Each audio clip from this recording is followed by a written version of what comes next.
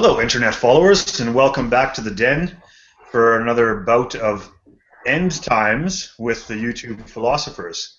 But this time we will be speaking of the Glottkin, which is the second installment in the End Times. So be prepared for all things nurgly, where disgusting pus and buboes abound, and horrible things happen to many people, both inside and out. In fact, my guts are roiling already just thinking about it. But let us first introduce our folks here. I am Kieran, and with me again is Vince. So please say hello to the folks, Vince, and tell them why you are such an important philosopher. Whoa, what a weighty task. Yes, I am Vince. Most of you probably know me from either the previous episodes or my own channel. And I love the fluff and the end times, and have collect many of the armies involved in this story, and love to watch all my wonderful little evil darlings destroy all the beautiful good people of the world. Very good. And for those astute viewers, you may notice that we have a new fledgling philosopher with us here today. Keith, please tell the folks about yourself and why you are such a valued member of our squad. Well, hello, folks. My name is Keith. I am the newest addition to the Warhammer philosophers, and I am recently a convert to the Chaos Waves. So Kieran has kindly invited me in to talk about Glottkin, and it really was a lot of the end time stuff that really spurred on me switching from originally playing a lot of Lizardmen and delving more into Chaos and getting involved a lot in that stuff there as well. Good. Well, welcome. Your insights will be invaluable to all of the listeners and to educate them well on the end times. So I think before we throw ourselves wholeheartedly into the pool of bubbling nurgleness, perhaps it's worthy to do a quick summary of what had happened in the previous Nagash. So I think first we'll turn to Vince to give us an idea of what the state of that tale led us to for the principal players in the middle of the Warhammer world. Absolutely. So I think one of the first things to consider with this, just to keep in mind, is that the timeline of this book is actually somewhat aligned and coterminous with the timeline of Nagash. So these two books don't exactly happen back to back. It's not as though Glottkin picks up right where Nagash ends. So there are sort of overlapping moments in the story here. That's just so people are sort of aware of that, because it's a little tricky. But the major players still around, especially at how we saw them at the end of Nagash, is obviously we have the Empire, the strongest realm of men, and it is currently finding itself assailed on many sides, attacked at the Auric Bastion in the north by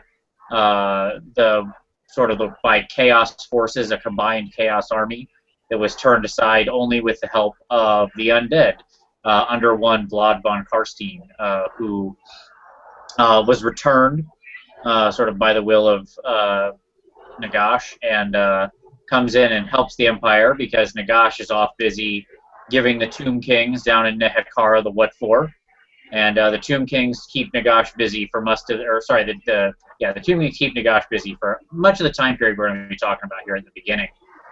He's down there, sometime soon he's going to be holding Cetra's broken body over the blasted sands of Nehekara in not too long, which of course is what ends up happening to the brave and beleaguered Tomb Kings as the imperishable is brought low. The vampire counts, of course, are coming up in the world, with Nagash raised on their territory and the Wind of Death being unable to be housed in Nagash at first until he was able to reascend to his true height. He had to slam the Force of Death back into Sylvania. So now Sylvania itself is roiling with the Wind of Death magic, and which is doing wonders for that land's already overwhelming population of undead. So from the south and east there's undead. From the north there is chaos. But there's part of the beleaguered, or there's part of the Empire that has remained relatively untouched, which is sort of the northern place of Nordland and Marienburg and those kind of places, or at least untouched until now. Yes, and as we'll see, that will very much change. Any key points for you, Keith, that Vince didn't mention about those principal players that really stood out for you? It's worthy of mention. Well, one thing that maybe we'll get into a little bit, it was quite subtle in the Nagash book, but you'll see as we go through it that Chaos has played a hand throughout there along the way with Kemlar and the Chaos Gods talking to Sekra and those kinds of things. I'll touch on that a little bit later. Yeah, very, very pointedly, yes. They've had a finger in some pots along the way. Mm-hmm. Well, before we actually, again, throw ourselves into the Glottkin, let's do a brief little quick summary for those of you that are not great followers of the primary armies that Vince had mentioned. Let's quickly go through and tell you what the others are up to. So let's start with the Beastmen. I mean, they're essentially have spent most of their existence in the Warhammer world pooping in the woods and creating general havoc. As it turns out, they're not really doing anything different. They're just maybe pooping a little more frenetically in the woods because they sense something big's coming. They've got a new crazy leader who's telling them where to poop in the woods. Yes, right. Bretonnia has underwent a terrible civil war that tore them asunder. And the only shining star for them is that the Green Knight has come back and revealed himself as Bretonnia's original patron, Gilles Le Breton. And there he is marching across Vince's desk at the moment. The poor dwarfs have holed up in their mountain holds and closed the doors behind them, with the exception of Thorek, who went out adventuring and got slapped down pretty hard and destroyed himself and his anvil and lost all links to the god of Valia in doing so. Over in Dark Elf land, they find themselves besieged by Valkia the Bloody, who's come through from the north with her Khorne legions to crush Nagaroth. Between the other two elf races, they're sort of a little bit intertwined in that the High Elves were on a mission to save the Everchild, which they failed at. And now they find themselves besieged by demons spilling out of the now loosened vortex, while the poor Wood Elves have their patron Ariel dying and trying to do what they can to save the stagnation of their realm. And then a few others to make mention of is the Ogres, after great eruptions in their mountain ranges, are beginning to migrate to the west, and that's the last we hear of them for a while. The Orcs and Goblins have some rumblings, and the great Master Shaman Wurzag has predicted that there's going to be two leaders that come to the fore and lead them into the next age, one representing Gork and the other being the representative of Mork. But we don't yet know who that is. The Skaven have just thunderously destroyed all of Tilea and Astalia, and furthermore have also had a reappearance of the Great Horned Rat at this Council of 13, destroying their initial #1 seated leader. And lastly, the Lizardmen have quietly announced that, unfortunately, their great plan has failed and the Exodus must begin. So, with that ominous thought about the Lizardmen, let's now move into talking about the great player in all of this, and that is the mighty Chaos and Archaon the Ever-Chosen. So I'll turn it to you, Keith, now, and let us know how Archaon's plans will unfold. Yeah, so Archaon, the three-eyed king, the lord of the End Times, you would imagine is going to be a major player in this entire series. So he, right now, is sitting up in his cave or throne room or castle, whatever it happens to be, up in Norska, and he is orchestrating a giant invasion of the old world. So as you mentioned, Kieran, Valkia has taken some of Nurgle's armies and is assailing the Dark Elves. There's also mention of Sigvald taking a cohort of Slaneshi followers south, and the Curseling is also wandering around the old world with his tricks. And then the only named champion of Nurgle that we really come across, particularly in the Glottkin, is well, we have Epidemius. He makes a showing.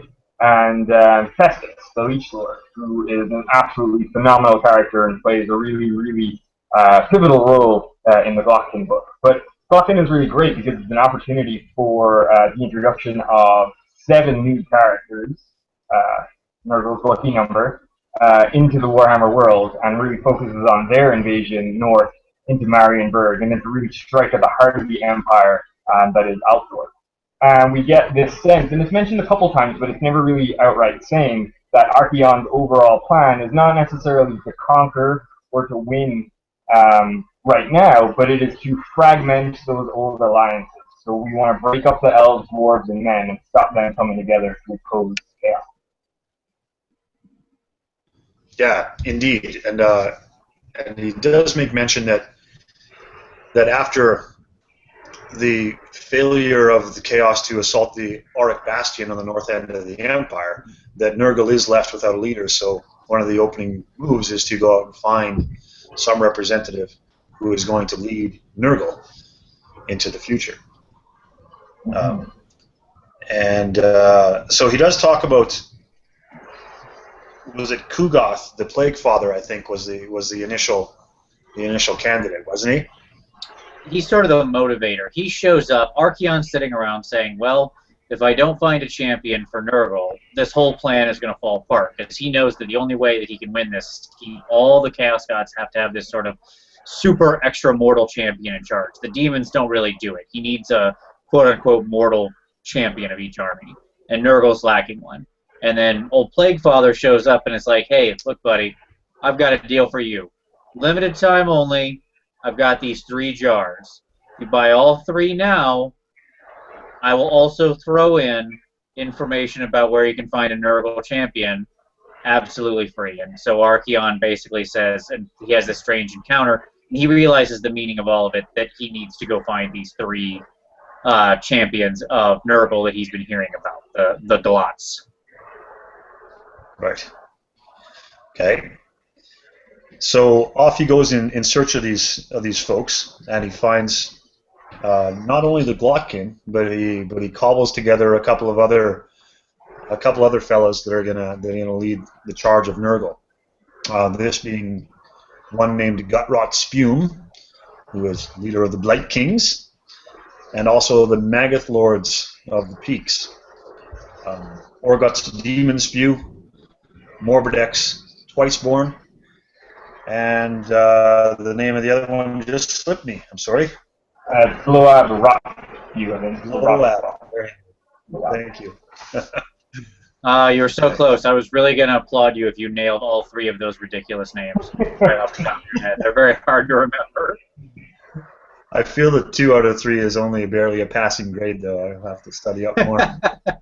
Here's the next tricky question: is can you name the maggots that they're riding? Absolutely not. No. Lucky. Have you, Vince, want to take a crack?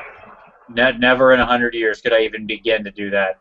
I will confess at the start of this that that Nurgle is my least favorite of all of the Chaos people, and so I love this story because I do love how it unfolds and to watch it all, and I think it is actually a pretty fun story. But the whole time I'm reading it, I'm in just wedded anticipation to hear about the other people. I could read a whole book on Sigvald the Magnificent. Now that's a book I could get behind. That sexy guy just storming all over the world, checking his own reflection and doing some work. So do you have a vomit sick bag that you took from the airline at your side, just in case? I'm ready to go. Exactly. Yeah, I've got a bag right here. Just so as we discuss buboes and various other, sores and wounds and plagues, I'm ready. Okay. Well, I think what we should do at this time, just as we're continuing to set the stage, is Vince, can we turn to you to tell us about what the state of the Empire is at the outset of this? Like, what's ruined, what's still standing, who's dead, who's not? That sort of absolutely. Thing. Sure, absolutely. So, we've got the Empire is in sort of a rough state at the start of this, right? Because you have Karl Franz most notably sort of missing, right, as he had gone, as what had happened at the end of the last battle. We know he's not dead, but he's missing. And the Empire is kind of in chaos because there's what we have is Vlad sort of coming in and playing at, look, I want, I'll help you, but I need a seat. You need to make me back. You need to give me back my position of Elector Count again. He wants Sylvania brought back in the fold, and that's what he's willing to trade for it. Vlad always seeking power and wanting legitimacy. And there's obviously we lost several of the Elector Counts in Nagash themselves, and so basically what we have at this point is, in lieu of Karl Franz, we have a couple of the Elector Counts trying to do some good work, but our biggest mover and shaker in the Empire right now is Luther Huss and Bolton, who are both still alive, and both very, empowered by Sigmar to go and smash the enemies in the Empire, and they're sort of trying to get this religious crusade going to lead the defense of the Empire, as it's assailed from 2 or 3 sides at once, even before this book begins. Okay, and we should also make a special note of Mr. Kurt Helborg, who, after the sort of stemming the flow of chaos at the Auric Bastion and the loss of Karl Franz, he returns to Altdorf and takes up stewardship. And he's sort of trying to quell any riots and rule with an iron fist and try to get things back in order in this decaying empire that is fraught on all sides by battle and terrible pain. So Helborg's a big key to all of that. Okay. The other player I made mention of. Sorry, Kieran. The other guy I'd make mention of is since Balthazar Delft's fall to necromancy, we have a new Grand Patriarch, whose name escapes me right now. Gregor Martak. Gregor Martak, that's it, yeah. And he's flying around on his 2-headed griffin. He's looking for Karl Franz as well. Mm-hmm. Good, indeed. Okay, so let's maybe introduce you to the fellas who are named on the title and tell you what they're all about. So the Glottkin are named for the 3 brothers Glott, more specifically Otto, Ethrak, and Gurk. Now, it's important to note that you don't get this piece of history in the text narrative of the Glottkin, but you have to go to the other book to get this little story about who the Glottkin really are. And they are the 3 sons of Mr. and Mrs. Glott, oddly enough, as it turns out. Now, Mr. and Mrs. Glott are actually Empire citizens that went across the Sea of Claws on a bit of a missionary to try to seed themselves within a Norscan tribe and get them a little bit more educated and a little bit more organized. But, ironically enough, upon an Empire raid from Nordland onto that same coast, they were slain by Empire soldiers. And the 3 sons of Glott, most notably Otto, who was the eldest at that time, went on a raging, murderous rampage, killing through Empire soldiers to such an impressive level that the tribe that they were involved with were sort of associated with Nurgle anyway. And that got the notice of Papa Nurgle himself, and he took at that point the opportunity to bless each of the 3 brothers for their service to Chaos. And that's where they became first touched by Nurgle. Now, as they grew up, Otto himself became a great martial prowess with his farming scythe that he grew up to be with, while Ethrak developed himself as a powerful wizard and learned as he went the mastery of all of the foul blessings of Nurgle.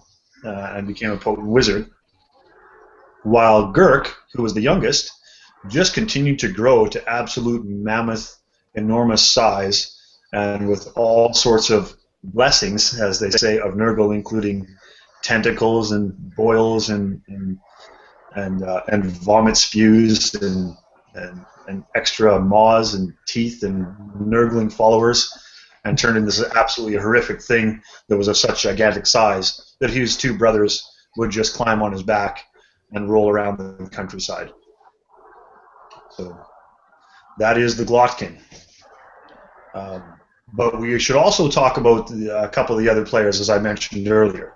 So I'll pass it to one of you fellas to let us know about Mr. Guttrot Spume. And then the other fellow can tell us about, and maybe this is where you can reveal to us a little bit later, Keith, about the Magath Riders and their names. I'll take Guttrot if you want the Magath Riders, Keith. Sure, I'll go for it. Yeah. Okay, Vince, well, take us away on Guttrot Spume then. Tell us about him. Sure. So Guttrot Spume is a very important character in this. He's the Lord of Tentacles, and he himself is a Norskin sort of chaos follower of Nurgle, and as you said, the leader of the Blight Kings. But what's most relevant about him here is that he has boats. And it's funny because despite all the great magic and power of chaos, there is still the need of this sort of mundane equipment. The Sea of Claws is treacherous, full of monsters, and perhaps even more importantly, elves, as the elvish fleets of white ships regularly patrol.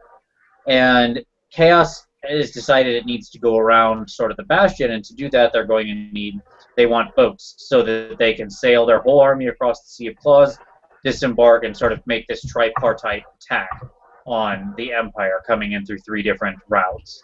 And they need Guttrot to do this because he is just this master of ships. He's the fleet master. And it said, I think the quote in there is that he has more boats than like some weird place in the Chaos Land has trolls. So he does have a lot, and that's why the Glottkin go and sort of the leaders go to win him over. And win him over they do, and he does provide his ships and sail them down into the Empire to hatch their nasty, nasty plan and sort of surprise series of attacks. One extra thing that I do recall about him is that he has an affinity with the Kraken and the sea monsters, because he, in his early days, went down with his ship as a captain of it and lived in the belly of a Kraken, I think, for a small, short while, before he was spat back up into the mortal world. So that becomes helpful of their crossing, that he sort of has a little bit of a mental affinity or whatever it might be with these monsters of the sea. Yeah, he's basically the guy from the second Pirates of the Caribbean movie. I think that's basically him. If you picture that guy, but with a lot of ships instead of one ships, that's him. Yeah, technically, and Kraken commanding. Good. Okay, Keith. So maybe you can tell us about these 3 Magath Riders.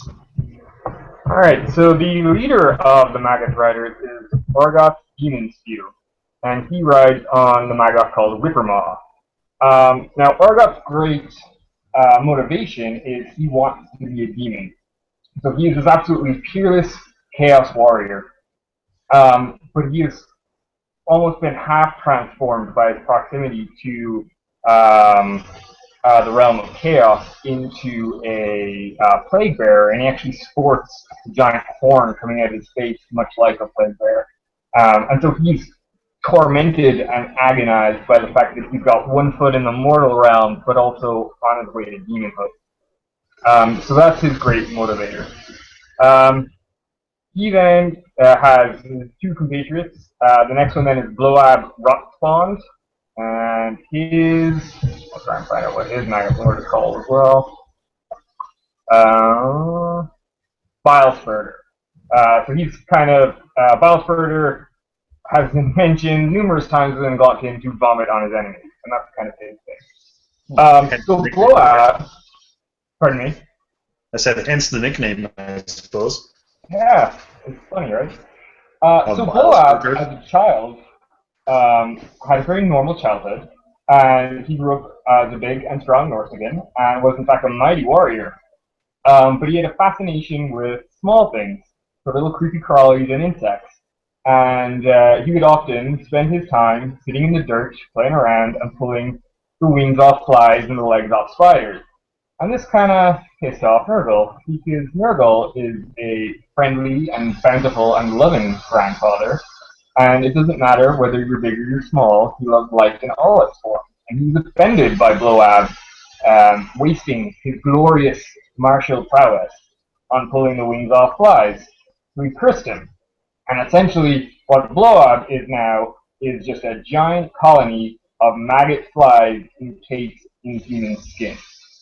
Which, at times the skin cracks and then massive rock flies burst forth and swarm the enemy and all that kind of stuff. And when he became encumbered by this new condition, I guess you'd call it, he devoted himself to the sorcerer's arts, and Nurgle blessed him with being able to be a wizard as opposed to a warrior. And then Morbidex Twiceborn, he had a very troubled birth. This all comes back to their birth, very Freudian.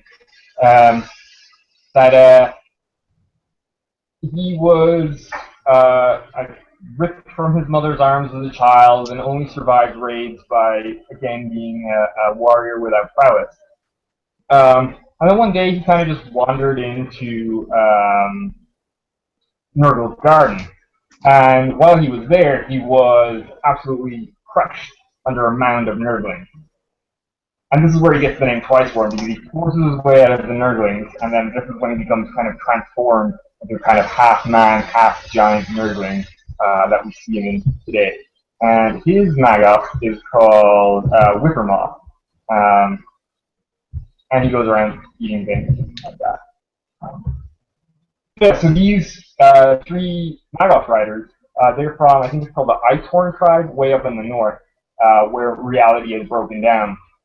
And the Glottkin kind of tasked these guys to go on a very circuitous route into the east of the Empire, and they just take a single boat to get there, because each one of these guys by themselves is the equivalent of an army.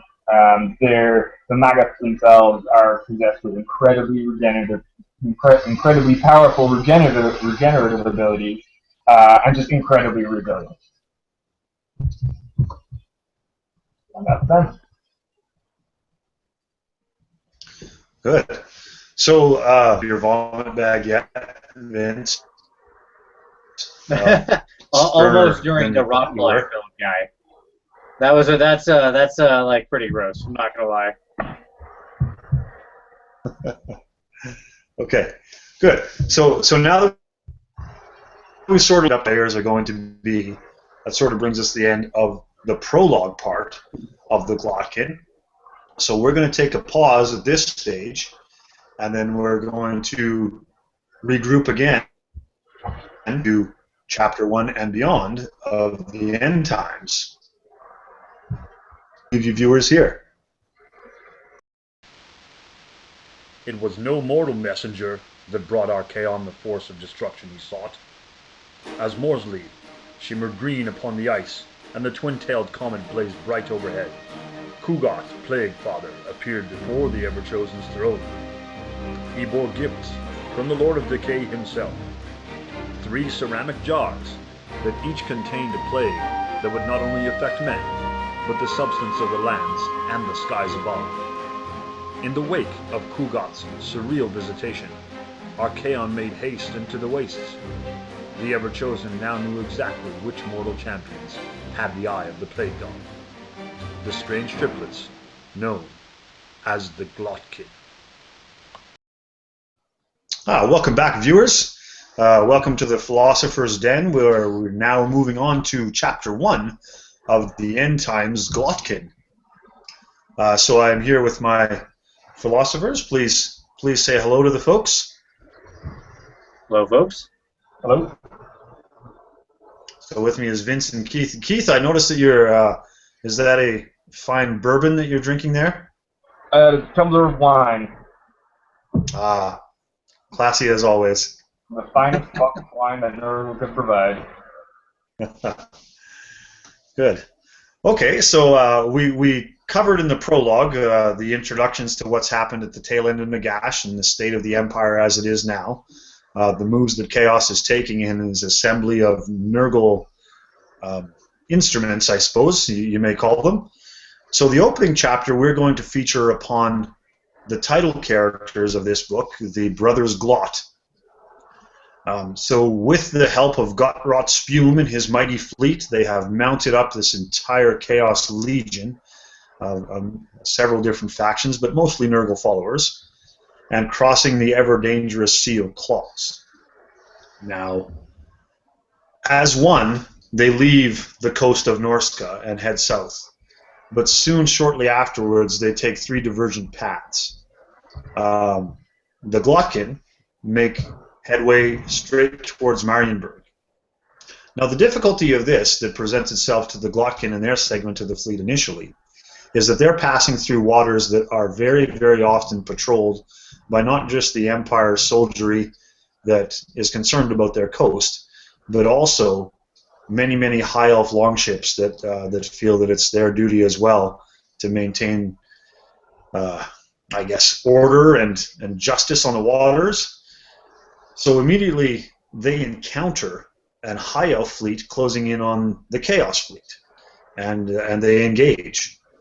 But with the chaosy ways and much to the influence of Guttrot Spume and his affinity with the creatures of the deep, it's the creatures of the deep that run off the elves in pretty short order after just a brief fray with the Chaos ships themselves.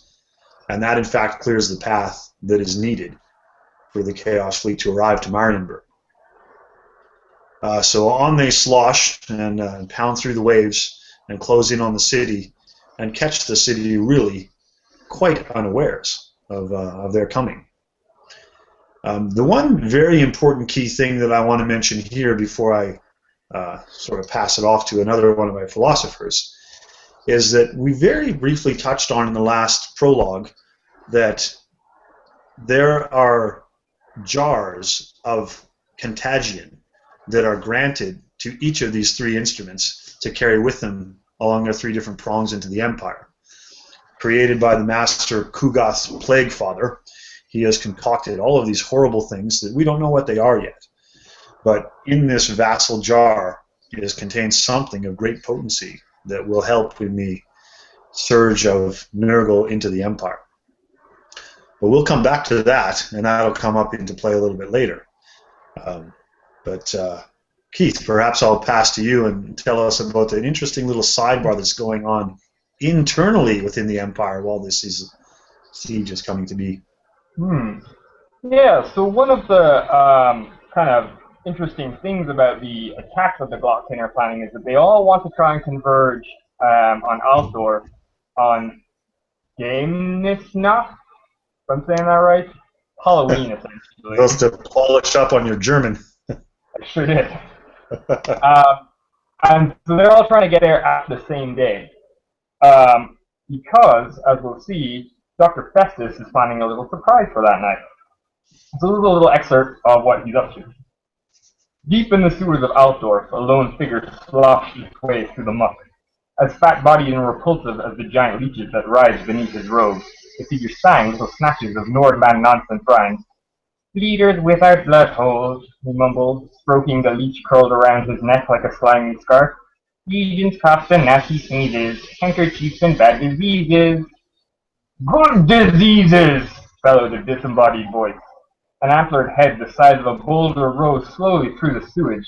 It was followed by glinting black eyes and a grin that drizzled rust. Antlers, said the robed figure, art thou Kugath's Plague Father? Thus, boomed the great unclean one, as if pleased by the answer to a riddle. Dr. Fest, I will presume. It's Festus, dear fellow, said the doctor, sketching a small curtsy. At your service.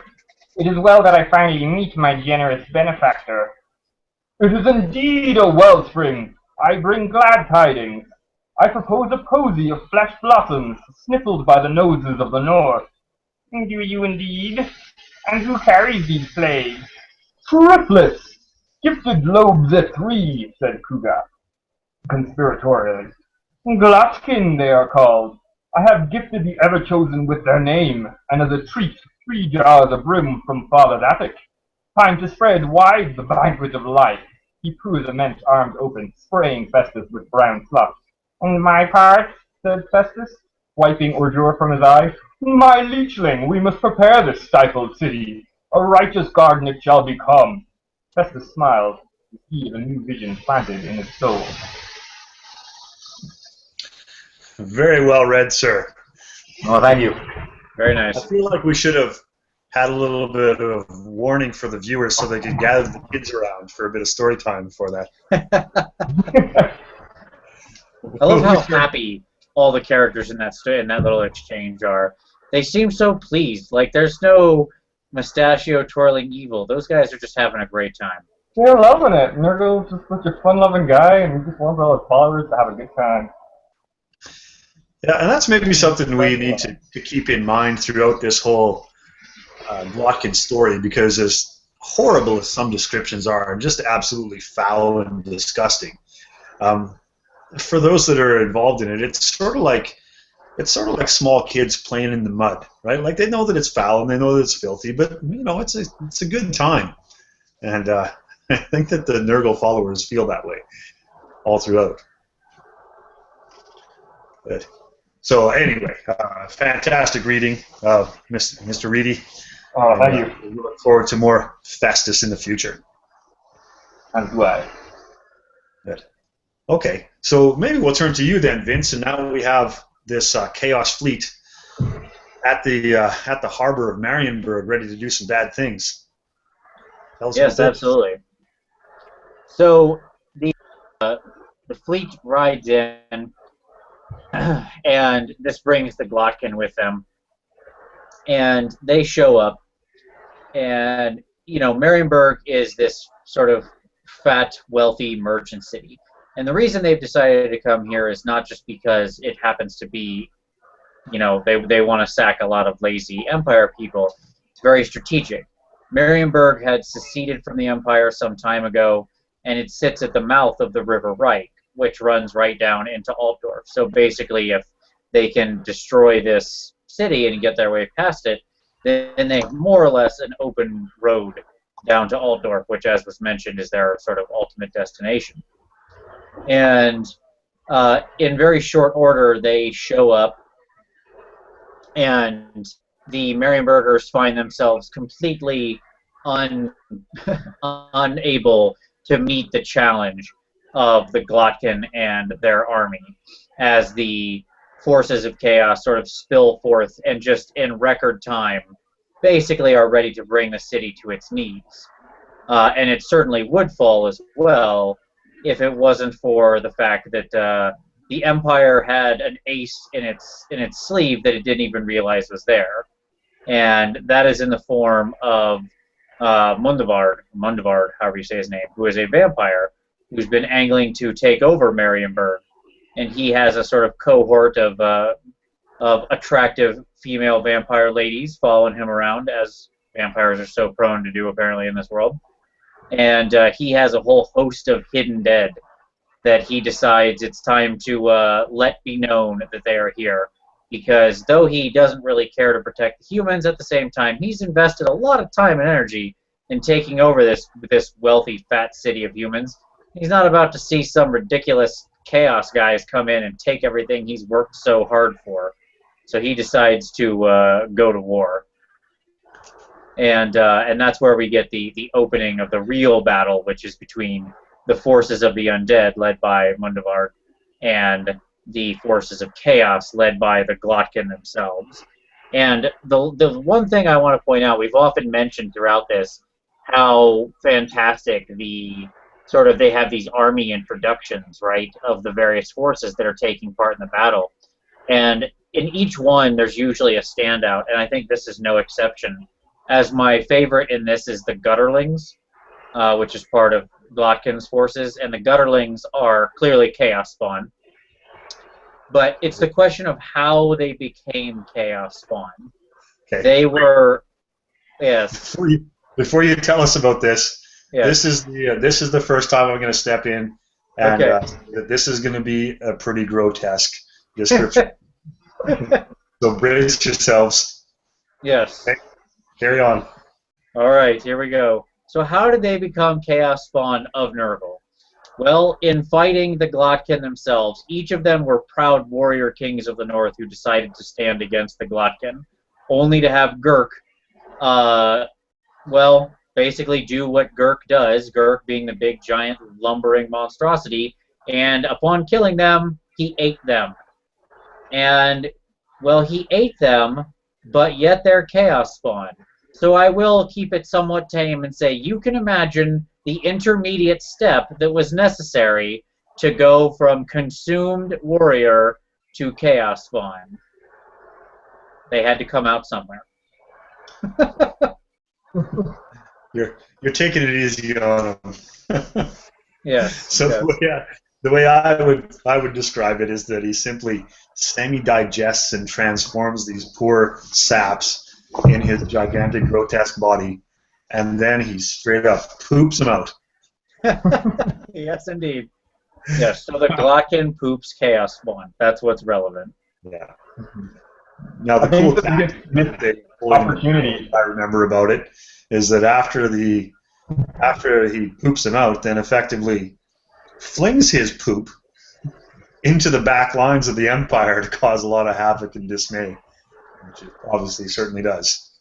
Yes, which I am very sad that did not actually become one of the rules on the Glottkin in the actual tabletop game, that he did not have some once-a-game special ability to poop out. Or like maybe if he defeats someone in a challenge, he can eat them, and then in a later round, he can poop them out as a chaos spawn and throw them 3d6 inches or something. I would really, boy, that would be worth every bit of their points then.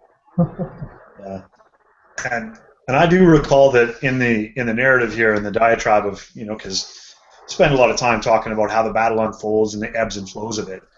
But although the Chaos guys had the upper hand, because here's something really important too, is the jar.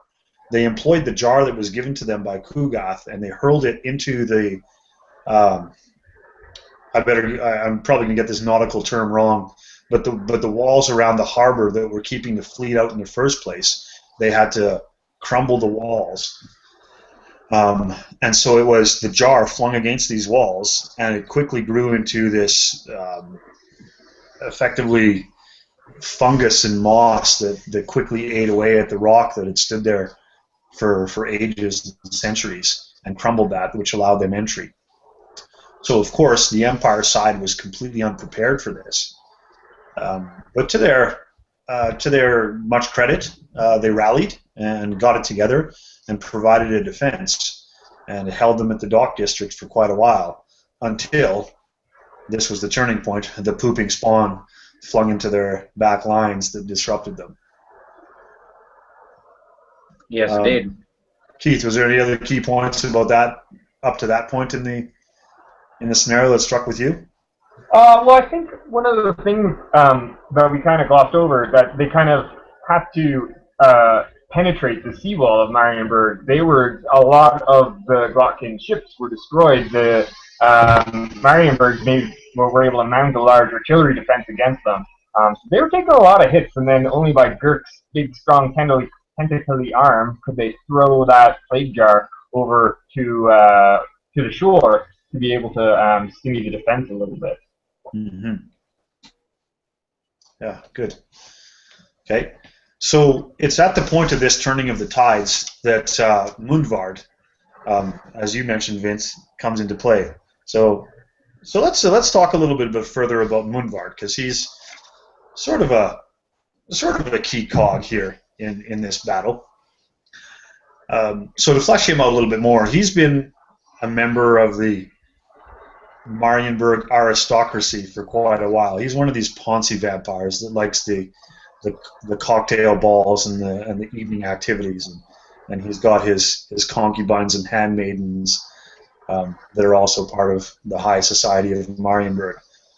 So he's been living quietly as a vampire, but outwardly as a noble all this time, with great designs that he is one day going to take over Marienburg and be the man, so to speak. So the thing that galls him about this chaos invasion is he's like, shit, I can't let this happen because they're going to wreck my city that I've been sitting on for centuries now and stewing on.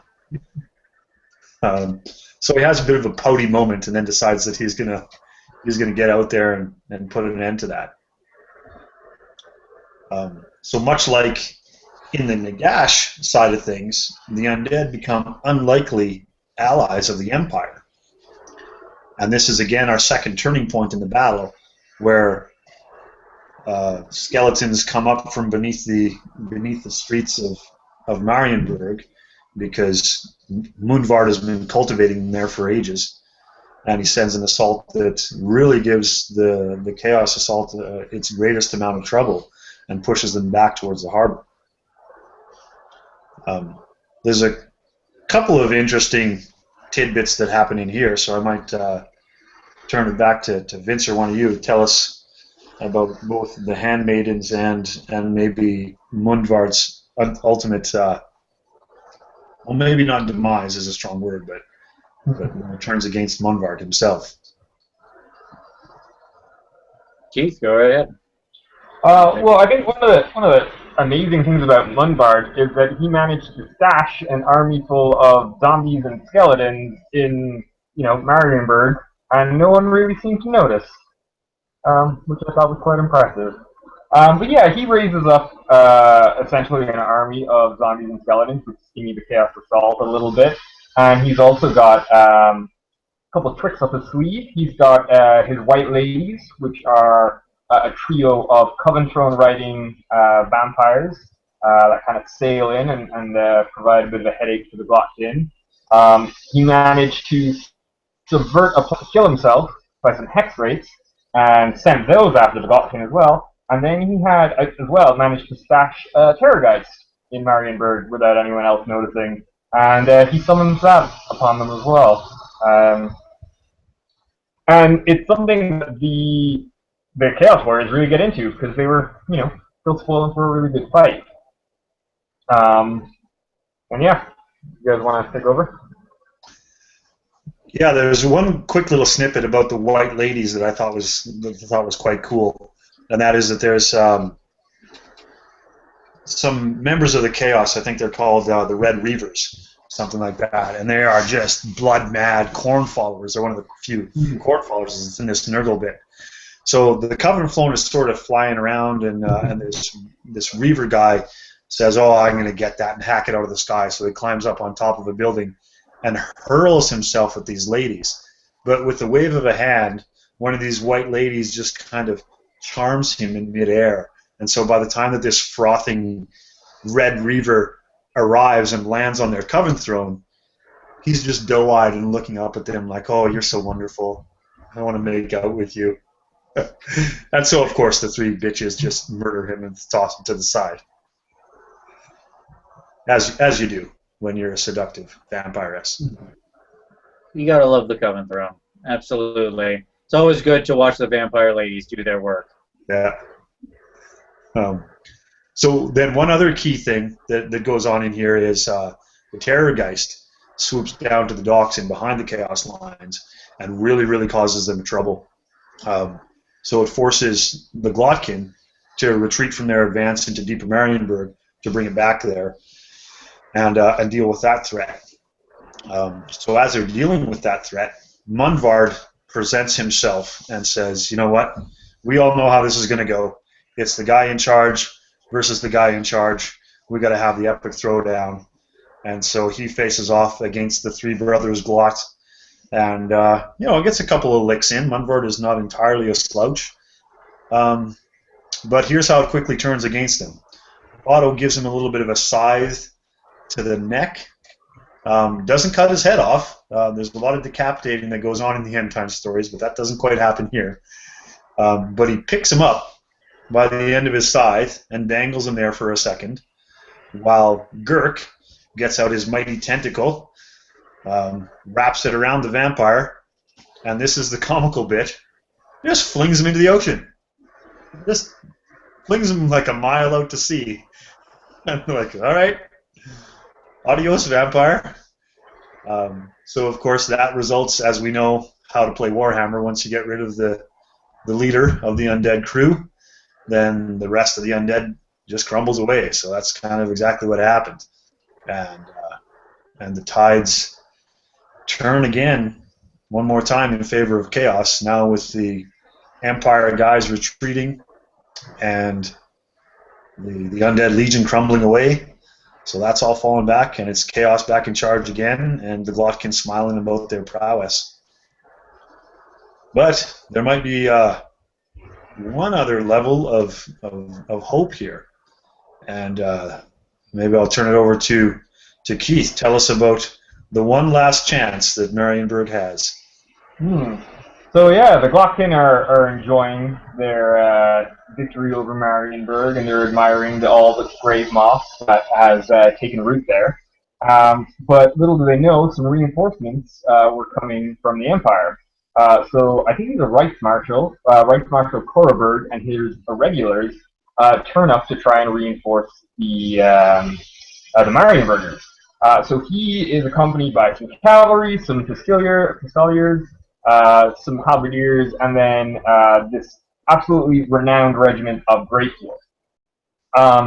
So they are hard, well-trained, well-disciplined Imperial troops, and they form up their battle lines and meet the Chaos Army. And the Chaos Army has been through a couple battles already today, so they're maybe, not in the best shape. But they meet the charge, not a problem. And Korreberg, he's a little insulted at being sent to do this himself, so he's going to take his anger out on the Chaos guys. So he just charges in on his horse at the first guy he sees, and takes the sword and just puts it through the first guy's skull. Turns out the first guy is a worshipper of Nurgle, and they don't really need skulls, so they just keep going. So they go back and forth, and the Empire dude is doing pretty well, and they're pushing the Glottkin all the way back to the docks where they originally landed. But this turned out to be their great undoing, because the Chaos forces had just spent that entire morning murdering the citizens of Marienburg. So the ground is just covered in grave moss and blood and slime and gore and Glottkin poop and all that kind of stuff. And so they start tripping and falling and slipping, and eventually they just get broken and slaughtered to the last man.